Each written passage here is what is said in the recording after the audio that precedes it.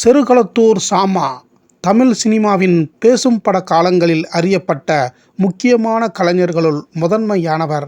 நடிகராக, எழுத்தாளராக, இயக்குனராக, தயாரிப்பாளராக தமிழ் சினிமாவில் சாதித்து வந்தவர். ஏராளமான படங்களில் மிக அற்புதமான நடிப்பு திறமையால் தமிழ் திரையுலகை கட்டி ஆண்டவர்.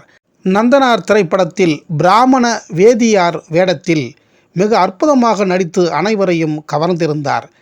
சரிகை வேட்டி துண்டு, மொட்டையடித்த தலை, கம்பீரமான உடல்வாகு என்று கம்பீரமான நிலச்சுவாந்தாரராகவும் பார்வையிலேயே மிரட்டும் நடிப்பினையும், கோபம், பாசம், வருத்தம், தோல்வி போன்ற நவரசங்களை முகத்தில் மிக அற்புதமாக வெளிப்படுத்தி அந்த வேதியர் வேடத்திற்கு உயிர் ஊட்டியிருந்தார். நந்தனாரை பெரும்பால் அடித்துவிட்டு வருந்தும் காட்சியிலும், நந்தனாரின் பக்தி தன்மையை அறிந்து அவரின் காலில் விழுந்து தவறை உணரும் காட்சியிலும் அனைவரையும் கலங்க வைத்தது இவரின் அற்புதமான நடிப்பு.